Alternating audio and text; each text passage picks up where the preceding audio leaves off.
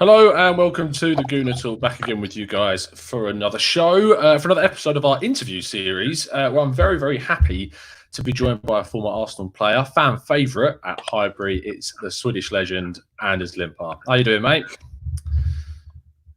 Yeah, I'm fine. Very, very good. Even though we have a big problem with the coronavirus here in Stockholm, I'm feeling fine anyway. Good stuff. Well, I'm glad to hear it. That's sort of where I want to start, actually, in terms, because it would be ignorant of me not to bring up the situation that we're currently in. How is it sort of dealing with this situation in Sweden? Over in England, it's in the news obviously all the time, but how is the situation over there at the moment? The thing is, the Swedish government have decided to not go in lockdown, so we can actually move wherever we like. And in Stockholm, we have a big problem with the coronavirus. So let's say in 6 to 12 months, we know if we have done the right thing. People dying here as they are in the rest of Europe, and we have decided not to lock us in, in apartments and houses and stuff like that. So it is worrying time for everybody in the world, and here in Stockholm as well. So I'm not sure if we're doing the right thing. We have to wait and see. 100%. That's interesting to know that Sweden's not gone into lockdown, because my first sort of question revolved around, for footballers right now that are still currently playing, they're away from the game for a long period of time. And my first question related to in retirement and leaving football, which you were doing for years and years and years. What is it, the mindset of a footballer? How did you cope with coming out of the game so quickly with a snap of your finger? 1 minute you're playing, 1 minute you're not. How does a sportsman deal with that situation? It actually depends how you end up your career. If you end up with an injury, you feel sorry for yourself. If you end up with your own decision, it's much easier. And pretty much everybody, I reckon, will definitely do a comeback after 1 or 2 years. But that's embarrassing to even talk about. But I think a lot of the players want to do a comeback when you stop playing. And as I said, it is depending if you're ending your career with an injury or ending your career when you had to have enough of football.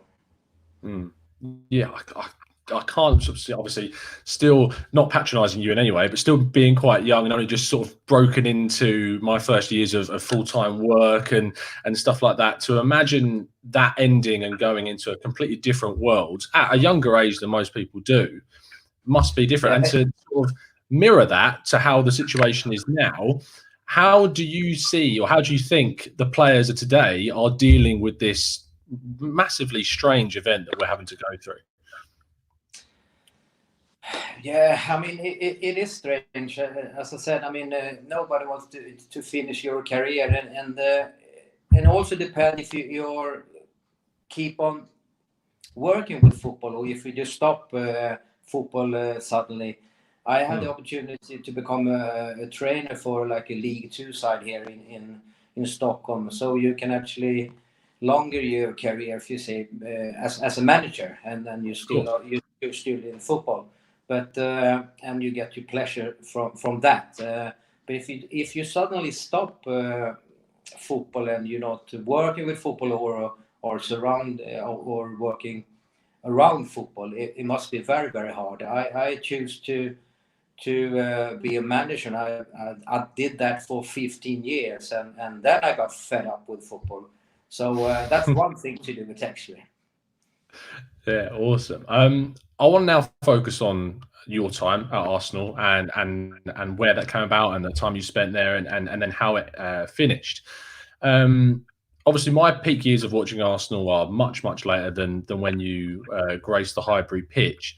But from looking back and doing some research, the main thing that arrives at my mind is that the style you brought to Highbury was much, much different to what the fans had previously experienced. And I was listening to an interview that Michael Thomas was conducting, and he talked about how when you joined, Steve Bold and Tony Adams kind of wanted to put the boot in and sort of remind you where you were, but you gave them a bit of a runaround. So talk me through that experience of joining Arsenal and the situation that you were put into. The thing is, when I came from Italy back in the 1990, it was different. I mean, come from football in Italy was pretty much slower, and you relied on skillful players, and then suddenly you have to play in England where everybody running like mad dogs, and the tempo was just unbelievable high. The tacklings were flying everywhere. I mean, the football back in the days was much tougher than it is today when it comes to tackling and stuff like that. So what I brought into England, I can't actually remember if I just came in with a little bit of a flair or whatever, but I suited straight away into the Arsenal system, and that was happy time for me. And then if I have to say something about that, I probably just brought in some flair to the Arsenal side. A lot of people would look at players like Neymar, for instance, today, someone who is technically very gifted, someone who does a lot of fancy tricks and skills and things that fans don't typically see on the pitch. And a lot of people would say that that's an arrogance or a confidence that you need to have to be able to pull those things off in a professional setting. Do you think, how important is confidence? And do you think that the word arrogance can ever be associated with someone who likes to be a Flair style player, or is it a completely misplaced description? Say again. I couldn't hear it because the line wasn't good Sorry. enough. I couldn't hear your question. Say again. When you look at Flair players like you described, and a lot of people use the word arrogance and some people use the word confidence, how would you describe the difference between a confident Flair player and an arrogant Flair player? Oh, wow, that's a tough one. If we talk about Neymar, he probably have the both. Actually, is what you're saying. I actually I like players playing like Neymar. And I say if you're allowed to play like that for the manager and for the club, to have a spare play like that, just going 100% forward and don't even look at the defense. If you are allowed in a team and all your teammates say it's okay to have a player like that, just go, because he is making the difference. But when it comes to defend like a team, he's not the best player, and he is probably doing more damage going forward for the team rather than defend with the team. So if I was a match, I would love to have a play like that if you have a couple of good defenders behind him. And that's why he can play like that. You know, he's a Brazilian. And if he comes to a club who have got a tougher management or a tougher play demanding him to defend, he wouldn't actually fit in, I reckon. Neymar is a player who must play after his own head, and the players just have to defend after that, I reckon. And yet again, that's the manager have to choose which. So as a Flair player, then, as you described yourself, coming into an Arsenal side, very industrial, very rugged, rough and ready, some people would describe it as. Was there any sort of like a culture shock when you joined and you came over to England, or were you very headstrong in the way that you knew you wanted to play and what you wanted to do on the pitch? The thing is, if I can say, we had some unbelievable flair in our team back in the first year, when 1990. We had good players with good flair, but we had a manager who didn't allow us to just go on a rampage or whatever and do our own business. And also back at that time, we were a team. We were an unbelievable good team going forward and going backwards. And it's not fair to say that we didn't have flair back in the time. We had a lot of flair, but the play the system we were playing didn't allow us to express our flair, if you can say, if you know what I mean. We were very much a defending side, and doing countering attacks, and that's a plan from the manager, if you know what I'm saying. Is that frustrating for you? No, I can't say it's frustrating whatsoever, because I'm just blessed to play for that side. We won 6 trophies in 4 years, and I can't say anything about that. But it is for the spectators who is coming to watch the players, and especially come and watch me playing.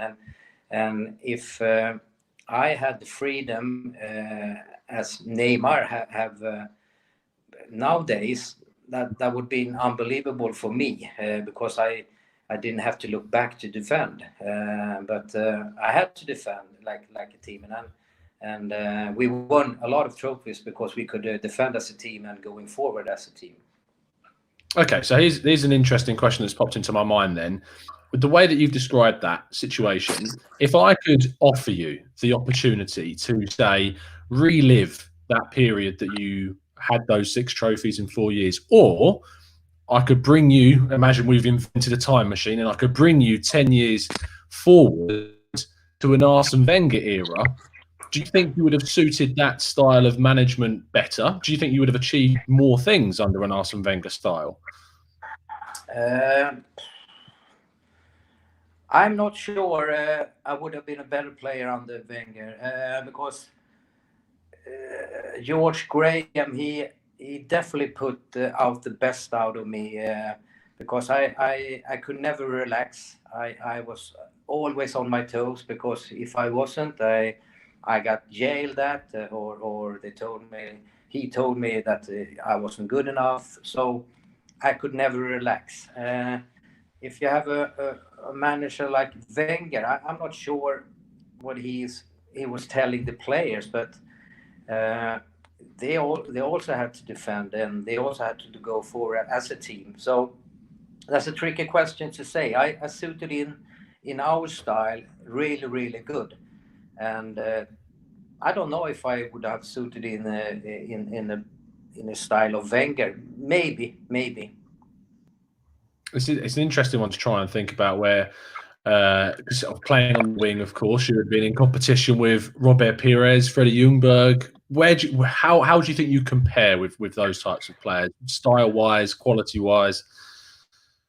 Oh, that's very, very tough, because it's very, very tough to compare me to players like Robert Pires or Mark Overmars, or player like that.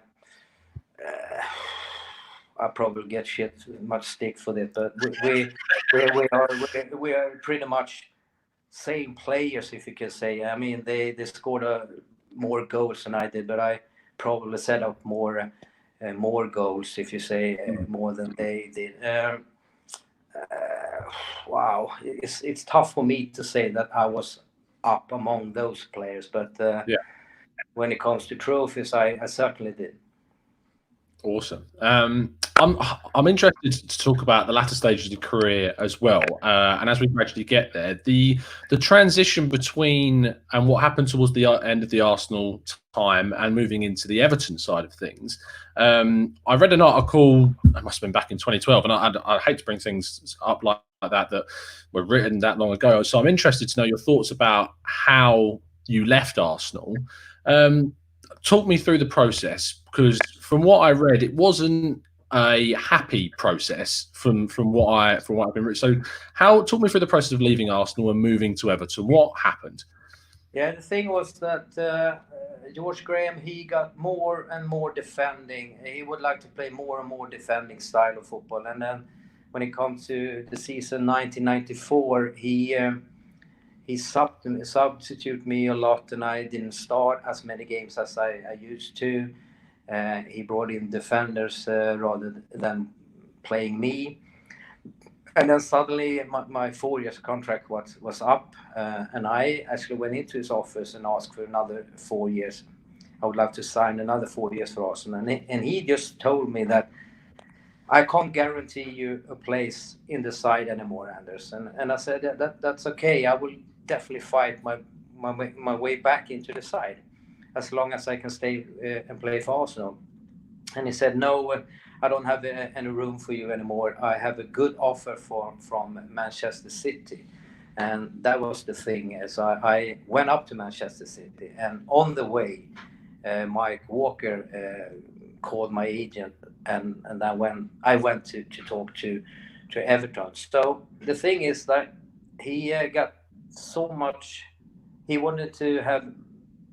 He didn't want to have me in the side anymore. He wanted to have a defender much Right. more than me. So he just let me go. And then the sad thing was that he didn't even shake my hand and said, Yeah. all the best, Anders, and have a good luck in your new club. And that hurt me a little bit, because I played for the manager, for George Graham, for 4 years, and I had unbelievable years with him. So he should have been more like a man and shook my hand and said, all the best, Anders. Yeah, fair play. I 100% agree. And seeing as obviously a couple of years later, after you leave, Arsene Wenger's now there. Is there, I suppose, is there any regret? Is there any, not maybe regret because it wasn't in your hands necessarily, but do you look back on it as a bit gutting that you couldn't have played a couple of years later under Arsene Wenger, or are you very, very content about the fact that you got to play for the team which you, from what I've read, supported when you were growing up in Sweden? I mean, I am an Everton supporter. I've been that since I was 10 years old, and that's only because of a player, a Hungarian player, Imre Varadi. And my dad always told me, look at this player. So I followed Everton when I was a little boy, but I stopped playing 2003, and I stopped playing for Arsenal 94. That's another 9 years. Yeah. I would love to stay for and play for Arsenal for another 9 years. I would have done it if I had a contract, believe me. But to play for Everton, that's a dream come true as well. But back in '94, I would love to play for Arsenal for another 4 years. But he couldn't have a place for me in the side, and I decided to play for Everton. I've a real fascination with the MLS. Being obviously, I've got a lot of friends who are over in America. I've spoken and know a lot of people who are working in the MLS, and you played over there. It was MLS in sort of the 2010s, looked upon as a league by a lot that are where players go to retire. You see big stars like David Beckham, like Kaká, Steven Gerrard, these types of players going over to the MLS. Talk me through the situation of where the opportunity arose for you and how you found playing in America. I have had the opportunity. I went back to Sweden actually in 1997 because Jesper, my son, he just turned 7, and we would like to have a proper school for him. So we moved back to Sweden, and I played for 1 year for AIK, my local side. And we won the league, and we won the cup. We won the double here in '98, and I thought I have a few more years in me, so let's try to play abroad again. So I had the opportunity to go to Colorado Rapids, and that league was just a young boy, if you can say. The league started there in 1995 or something, and I arrived in '99.